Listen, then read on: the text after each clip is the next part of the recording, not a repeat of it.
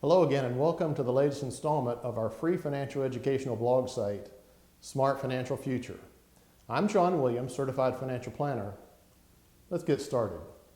As you know, we get an awful lot of questions.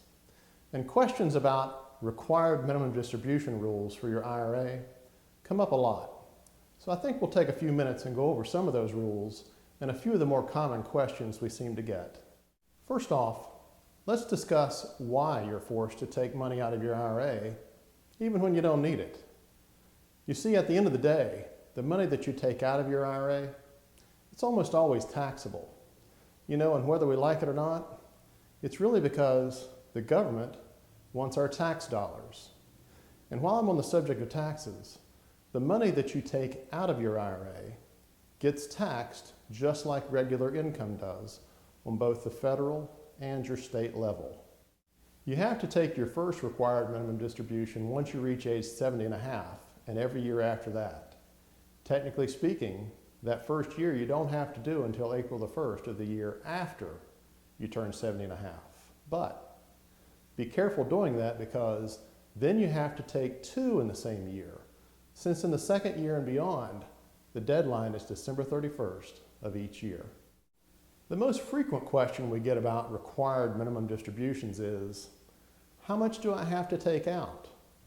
Well, there are two inputs to get that answer. First, what was the value of all your IRAs at the end of last year on December 31st? And the number that's associated with your age on the official Uniform Lifetime Table. Well, nowadays there's some software programs that can do all this calculation. But let's go through a quick example just so you know how it works. So let's say you turned 70 and a half this year, and at the end of last year, the total value of all your IRAs was $100,000. The divisor on the Uniform Lifetime Table for someone who's 70 and a half is 27.4. So all you do is divide $100,000 by 27.4, and you'll get the amount you need to take out, which in this case would be $3,649.64. Each year after that, you do the same thing to get each new year's required minimum distribution. So again, get the total balance for all IRAs on December 31st of the previous year, and just divide that amount by your new divisor from the Uniform Lifetime Table. Don't forget, that divisor changes each year as you get older, so don't keep using 27.4.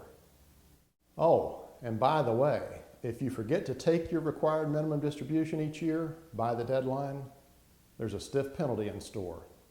The penalty for missing the deadline is a hefty 50% of the amount you were supposed to take out.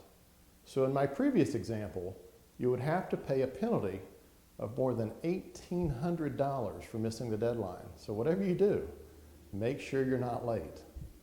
This has been John Williams, Certified Financial Planner, with the free financial educational blog site, Smart Financial Future.